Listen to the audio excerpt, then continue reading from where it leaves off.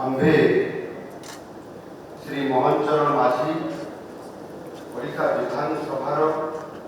सभ्य निर्वाचित हो ईश्वर नाम शपथ करुछु जे आम्भे विधि द्वारा संस्थापित भारत संविधान प्रति श्रद्धा और निष्ठा पोषण करूँ, भारत सार्वभौमत्व और अखंडता रक्षा करूँ, आम्भे जो कार्य को ग्रहण करने जाऊँ ताहा श्रद्धान्वित भाव निर्वाह करूँ।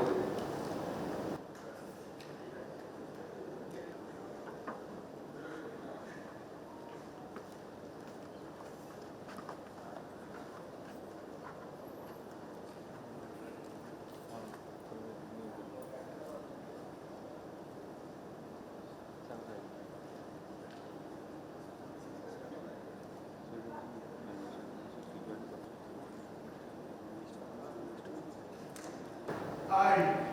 Kanakvartan Singh, having been elected a member of the Odisha Legislative Assembly, do swear in the name of God that I will bear true faith and allegiance to the Constitution of India,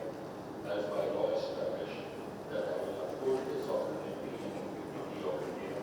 and that I will faithfully discharge the duty upon which I am about to enter.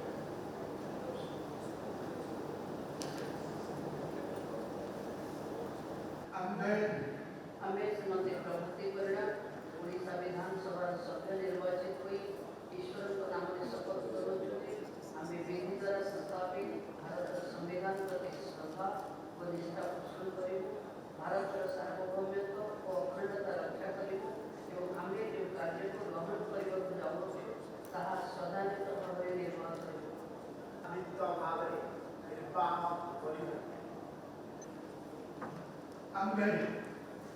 Shri Suresh Tiwari Odisha विधानसभा सभ्य निर्वाचित हो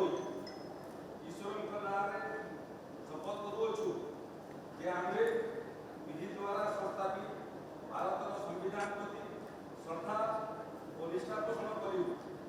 भारत सार्वभौमत्व और अखंडता रक्षा करूँ, आमे जो कार्य को ग्रहण करने जाऊँ ताहा श्रद्धान्वित भाव निर्वाह करूँ।